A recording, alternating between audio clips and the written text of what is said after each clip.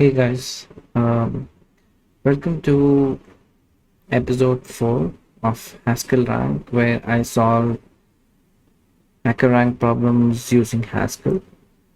Today I'll be picking up another medium problem, and with the hope that perhaps it might be a little more tedious than the one before, and hopefully we'll see some cool Haskell uh, code in order to solve it.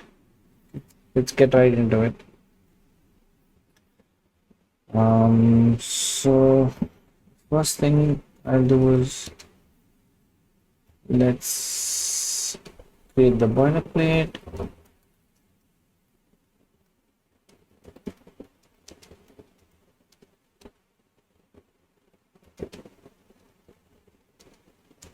So we have the boilerplate. Let's read the problem. An English text needs to be encrypted using the following encryption scheme. First, the spaces are removed from the text. Okay, let L be the length of this text. Then characters are written into a grid whose rows and columns have the following constraints. The floor of square root of L is less than equals to row, less than equals to column, less than equals to the seal of square root of x. Now, square root of L, sorry. It's just a little bit strange. Obviously, the rows and columns have to be integral, like they cannot be fractional. So that implies that they are either equal to square root L or yeah, okay. So as an example, so we have S, if man was meant to stay on the ground, God would have given us rules. Okay. After removing spaces, the string is 54 characters long. Square 54 is between 7 and 8. So it's written in the form of a grid with 7 rows and 8 columns. Okay. If you remember the last problem, we had the chop function, something that might come in handy here.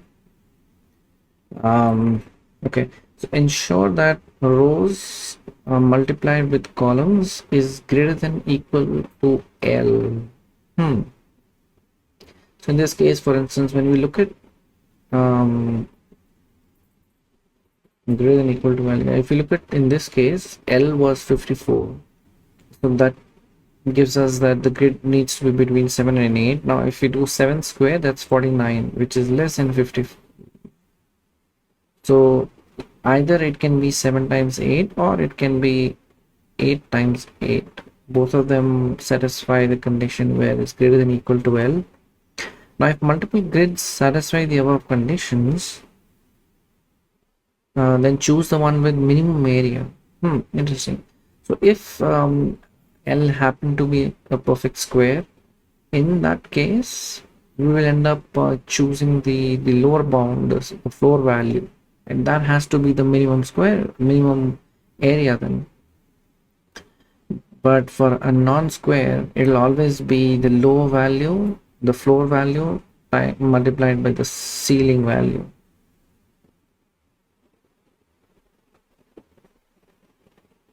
Okay. Now the encoded message is obtained by displaying the characters of each column with a space between column text. The encoded message for the grid above. Okay, yeah. Oh, okay. So we basically transpose it, and then join them with spaces, which is what unlines does. Okay. Create a function that does this. Okay.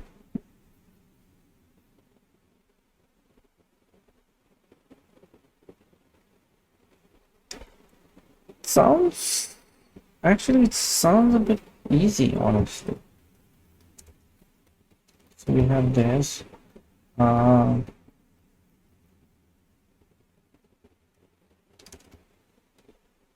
do we even do words? Now the question is, what is the input format? So there will be just one line of text, which is the string s. So it doesn't matter. So I can, in fact, let's use lines instead of words. And I'll take head to get the first line. And so we will get a string and then we should return a string. Right, and since we return a string, we no longer really need show. Now, right, so the reason I'm not using words is because they may be spaces, and so obviously we don't want to do anything with the spaces, not while passing the input. We obviously want to handle the spaces during the actual encryption process, but not during passing it. Let's just get the string. So we just use lines. Lines is a function that gives you, that divides it into lines, right? So the standard input we receive will have new line characters, and it will only split by those, whereas word splits by any empty space character, right, which includes a new line character or empty spaces. So this is the first time we're using lines, but it makes sense in this case. And then we call head on it to get the only the first line because there's only one line. And so now we should be encrypting this. So let's try doing that. This is, I'm a little, seems like too easy, honestly, but let's see. So the first thing we need, of course, is there are a few things we need.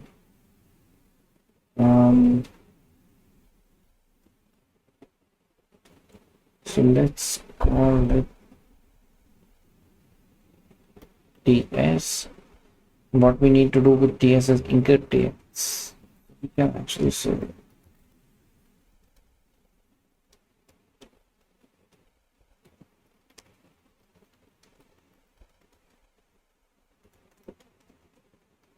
so the first thing we need is to remove all spaces. Now, let's look at, that's interesting. That's something that I haven't done before in Haskell.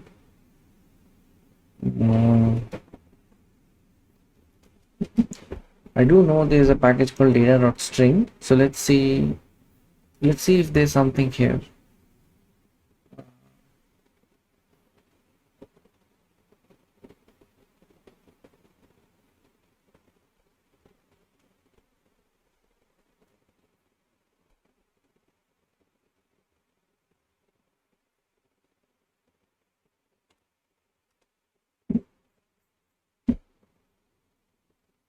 Might end up having to utilize or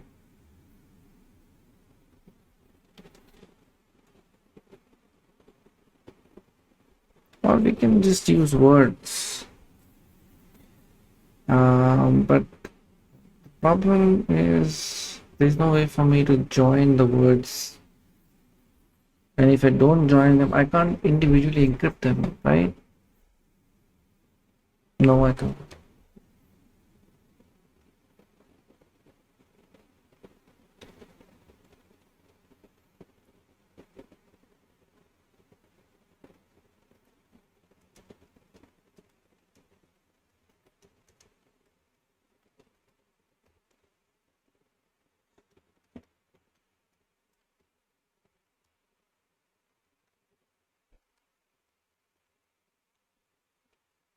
It might end up, I think.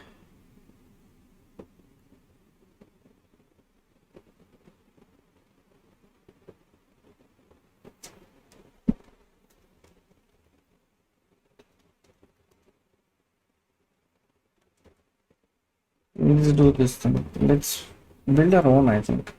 So we in fact use Data.Char package. This gives you a function called isSpace. Uh, this is fairly nice. So what we can do is, like I said, the first thing we need to do is remove the spaces. So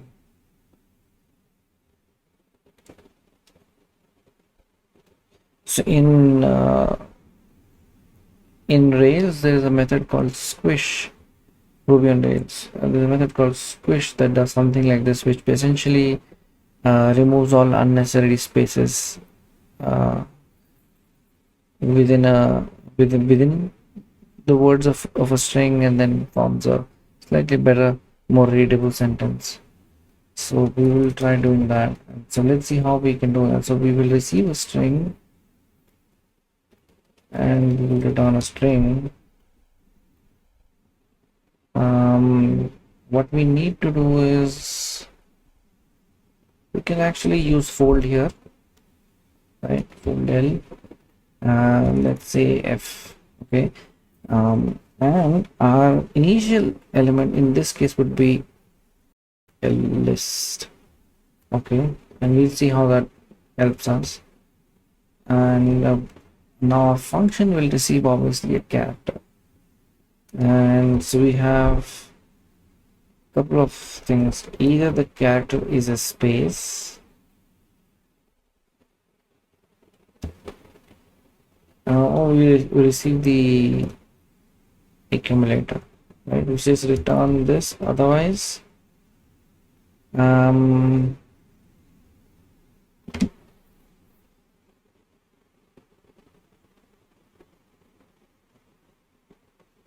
so we're getting each character. We can just do this. Let this be undefined.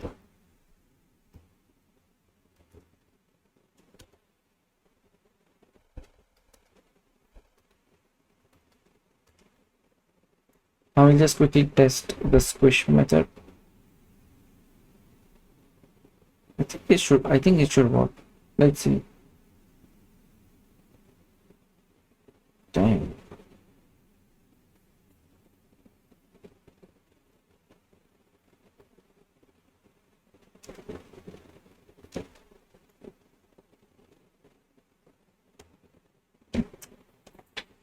This is taking a while.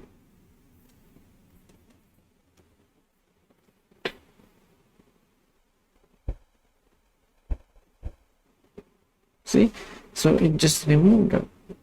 Pretty cool, isn't it?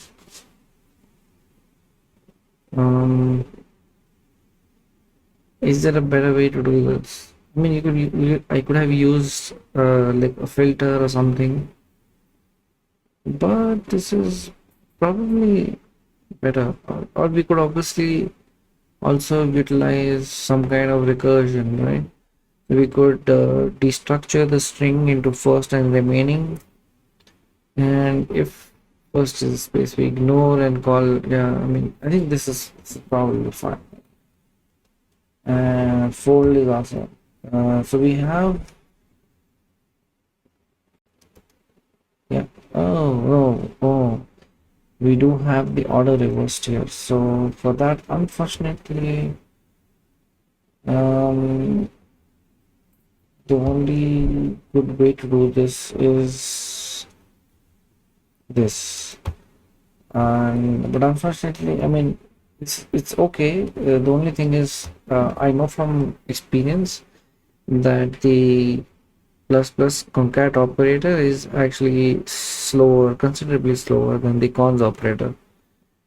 But or wait, we could do this. Yeah, we could do this and just call reverse. This works. Cool. So this maintains the order. Computationally, I think this might not be this might be as bad as using the concat operator. So I don't know, but I think this reads a little better. Yeah, I think this reads better. You never know, maybe there's an even simpler, right? Maybe there's an even simpler way to represent this. Let me just think quickly. So I just quickly want to interject. Um, so at the time that I was building the solution, it just for some reason didn't occur to me that for Squish, um, uh, rather than doing a reverse and a fold L, it's actually both more intuitive and also performant, to actually instead use fold R, which essentially is a fold operation that is done on the from the right hand side of a given list. So essentially, so instead of getting the elements from the beginning of the list and then doing a sequential operation using the function defined on them, fold R, what it allows you to do is process the elements of a list from the right hand side, like from basically the end, and which essentially allows you to avoid having to explicitly do a reverse on it. Obviously it's slightly more performant than that. And so the squish function would look like this. Also reads better, right? So we will say instead that squish is fold R f of an empty list, where f is a function which receives c, a character, and then the accumulator, which in this case is it starts with an empty list. And right, so we have two conditions, two guard clauses, where first we check if the character is a space. If the character is a space, then we just want to return the accumulator as it is, without including this character. So it's in a sense we basically skip the space character, and otherwise we say that we sort of cons the character with the accumulator. So essentially adding uh, the character to the beginning of the list, right? And since we are processing from the right hand side, like the end of it, and we will the fact that we are always uh, concatenating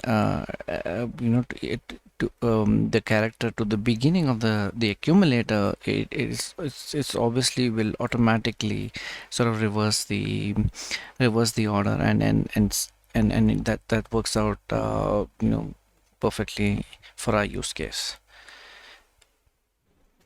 This is absolutely fine. I will also implement my chop function once again, which was, I think we'll need that, which was, but in this case, instead of it being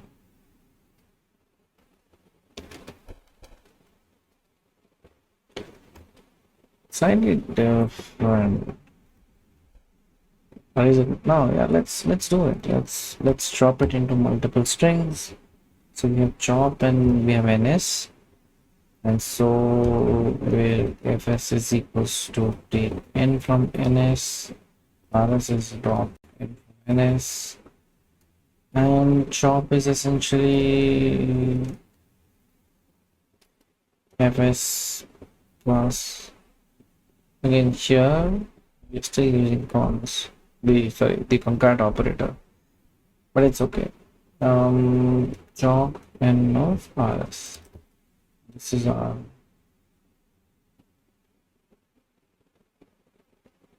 oh no. Haha. Yep. Yeah. I'm dumb. But yeah, we have it. So now what we need to do, we also have chop. So our encrypt function needs to do what? First, we squish. Then we chop by let's do that. So let's build a function that gives us the rows and columns. We don't even need the number of nodes, we only need the number of columns. Right. I'm a little confused actually.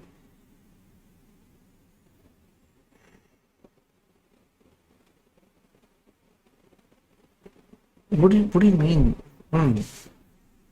So 7 rows and 8 columns. Are we? What if I don't think so, because we're doing square root. I think we'll always be fine. So we want is the grid size or chop size. Let's go to chop size. So chop size receives int, which I'd say is the length of the string. I could give it a string, but no, let's let it be the length of the string L. And now we need to return. I would still really be interested only in the number of. I don't think I care about the number of rows. I think the number of rows would automatically come right as long as. But yeah, so like in this example, it was 7 times 8, not 7 times 7 or not 8 times 8. So the number of columns was 8. The number of columns cannot be 7 here. The ceiling is 8, but if it were a perfect square, the number of columns can be the. So that, let's see. So what I want to return obviously is an integer.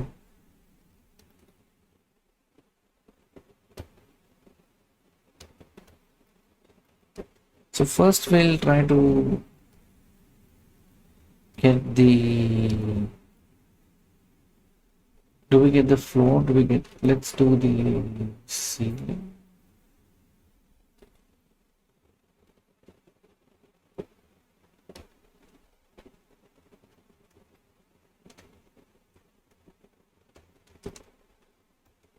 Okay.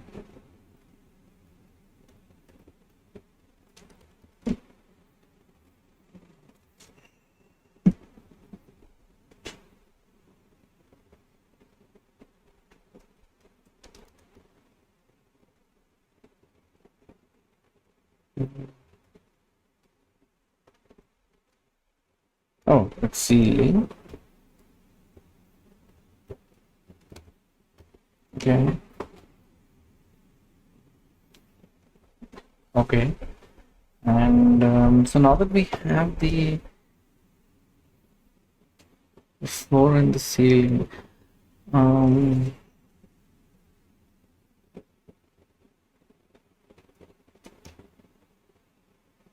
let's first have the square root.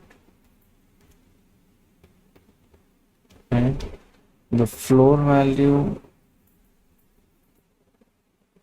and the ceiling value would be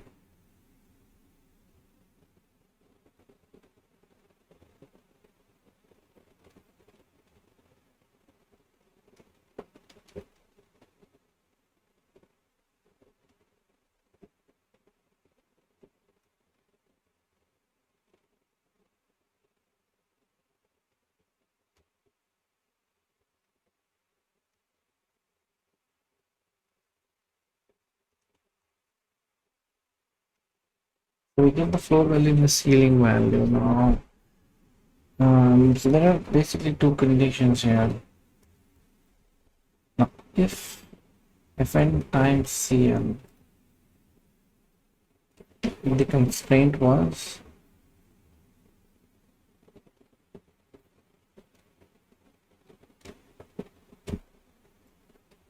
fn, let's say fn, if it's greater than equal to, because we have to pick the minimum, right? One with the minimum area. If this is greater than equals to n, then our answer is fn. Otherwise, it will be cn. Yeah. So this is the only edge case where it basically it's a perfect square that the okay. Um,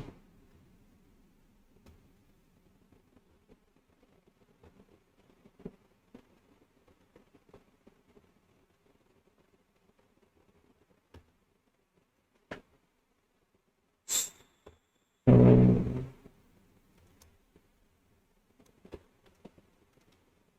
job size of 54 is going to be 8. 7 times 8.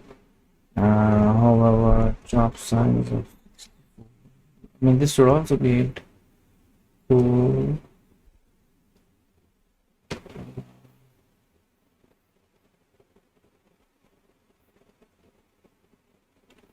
okay, so now that we know the job size, what we can do is, so squish will give us a string.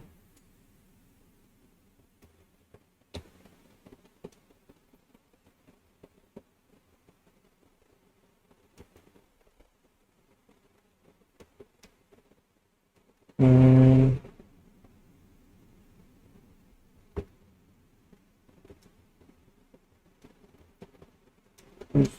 ns, and I'll say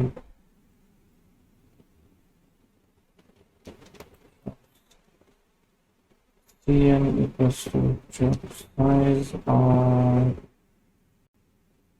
length of s.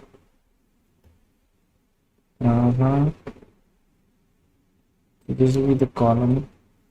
And so job string would be job cns. This will be a job string, and what we will do is we will, so once we have the job string, we have to transpose the job string, and then we convert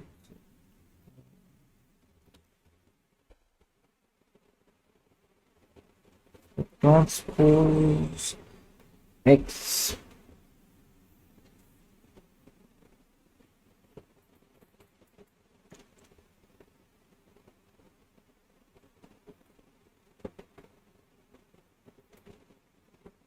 Oh, okay.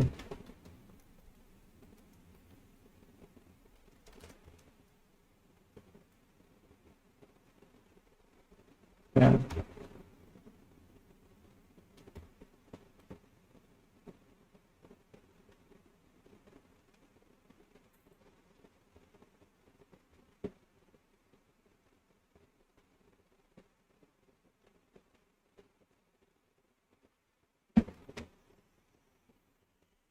So the answer would be, yeah, we got it. Let's look at another output.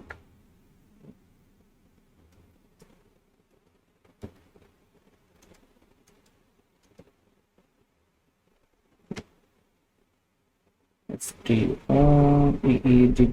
Yep, we got it. Sample input.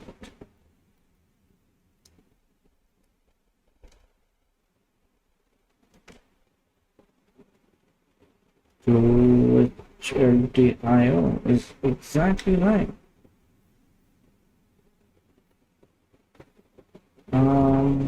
Wow. I'm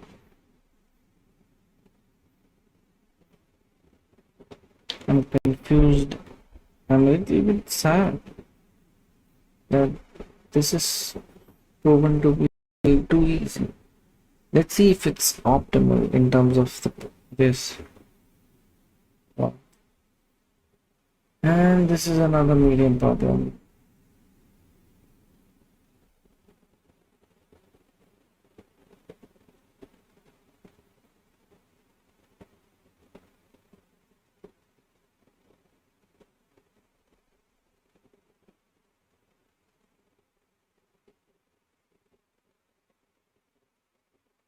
All right.